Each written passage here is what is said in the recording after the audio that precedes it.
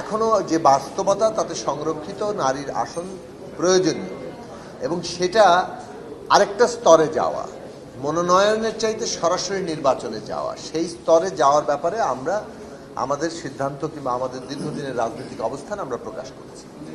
এখন সরাসরি নির্বাচনে যাওয়ার ক্ষেত্রে প্রস্তাব এসেছিল ঘূর্ণায়মান পদ্ধতিতে, যে আসন সংসদীয় আসন 400টি হবে এবং তাতে প্রতি 100টিতে এক একটি নির্বাচনে ঘূর্ণায়মানভাবে শুধুমাত্র নারীর জন্য সংরক্ষিত থাকবে, সেখানে নারীরাই প্রতিদ্বন্দ্বিতা করে নির্বাচিত হয়ে আসবে।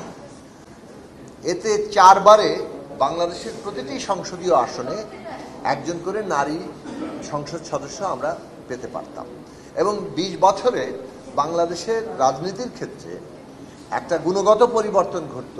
কেননা নারীরা সরাসরি নির্বাচিত হয়ে আসার মধ্য দিয়ে জনগণের মধ্যে তাদের যে কর্মকাণ্ড এবং তাদের যে প্রভাব সব মিলিয়ে পুরো দৃষ্টিভঙ্গি, সাংস্কৃতিক এবং বাস্তব পরিস্থিতির একটা বদল ঘটত।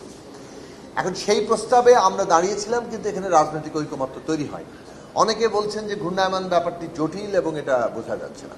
এখন রাজনৈতিক অবস্থানের পার্থক্য অথবা অবস্থানগত কারণেই কোনো বিষয় জটিল অথবা সহজ মনে হয়। আমরা জটিলতাকেও আমরা বুঝতে সক্ষম হই যখন আমরা সেটা আসলে আন্তরিকভাবে চাই। আর হ্যাঁ, এখন সে কারণে আমরা এটার বিরোধী। আমরা বারবার বলছি আমাদের রাজনৈতিক গণসংহতি আন্দোলনের অবস্থান হচ্ছে নারীদের সরাসরি 100টি আসন ন্যূনতম রক্ষা করতে হবে এবং সেগুলি সরাসরি নির্বাচনে আসনে যেতে হবে। এবং এ পর্যন্ত আমরা মনে করেছি ঘূর্ণায়মান পদ্ধতি, 400 আসন করে 100 আসনে ঘূর্ণায়মান পদ্ধতি আসলে সবচেয়ে উপযুক্ত পদ্ধতি সরাসরি নির্বাচনের জন্য এবং একই সাথে সংরক্ষিত রাখতে হবে।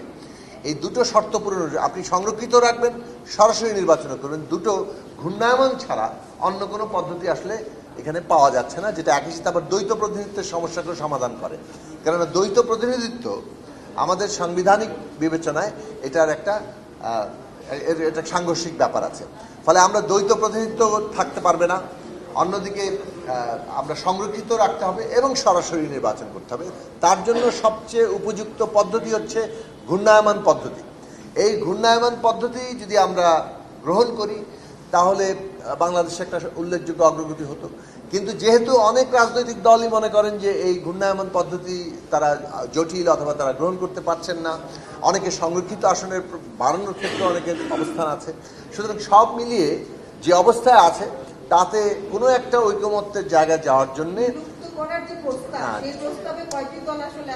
কোনো একটা ঐকমত্যে পৌঁছানোর জন্য নতুন প্রস্তাব আনা হয়েছে, যেখানে শতকরা 33% অর্থাৎ 100টি আসন সরাসরি নির্বাচন করার জন্য 300 আসনের মধ্যে 100 আসন প্রতি দলই তারা সেইভাবে নমিনেশন দেবেন। এখন এই ক্ষেত্রে যেটা আমরা মন্দের ভালো হিসেবে এবং আমরা একটা দ্বিতীয় প্রস্তাব সবসময় রেখেছিলাম, যেটা দ্বিতীয় প্রস্তাবটা ছিল যে ইতিমধ্যে যে 50টি সংরক্ষিত আসন আছে সেটাকে বহাল রাখা এবং ন্যূনতম 20% অর্থাৎ 3-20-60টি আসন রাজনৈতিক দলগুলো যখন নমিনেশন দিবে সেক্ষেত্রে তারা নারী প্রার্থীকে নমিনেট করা। তাতেও একটা ভারসাম্যমূলক জায়গা তৈরি হতে পারে। এটা আমাদের সেকেন্ড অপশন। প্রথম অপশনে আমরা এখনও আছি, কিন্তু প্রথম অপশন নিয়ে যদি আলোচনা না হয় আমরা তার জন্য লড়াই চালিয়ে যাব। দ্বিতীয় অপশন যেটা আমাদের এখানে আমরা বলছি, 50টি নারী আসন সংরক্ষিত রেখে 20টি আসন 20% অর্থাৎ 60টি আসনে ন্যূনতম প্রত্যেক পার্টি নারী প্রার্থীকে নমিনেট করবেন। এইটা একটা তুলনামূলক বিকল্প হিসেবে আমরা রাখি। সেখানে একটা সুবিধাজনক জায়গা হচ্ছে সংরক্ষিত আসনও থাকছে, কিন্তু নারীরা অধিকতর বেশি সরাসরি নির্বাচনের মধ্য দিয়ে এসে যাকে বলে যে একটা সাধারণভাবে ওই সংরক্ষিতের প্রয়োজনীয়তাকে ধীরে ধীরে একটা জায়গায় অপ্রয়োজনীয় করে তুলবে, সেই বাস্তবতায় নিয়ে যাওয়ার বাস্তবতাটা তৈরি হতে পারে। তাতে নারীর জন্য নানা ধরনের বাধা এখানে আছে। এই সমস্ত বাধার কারণে যাতে বাধা দূর করা যায় এবং বাধা দূর করার ক্ষেত্রে খোদ নারী নিজের ভূমিকার জায়গায় আসতে পারেন, সে কারণেই কিন্তু সংরক্ষিত ব্যবস্থাটা তৈরি করা হয়েছে।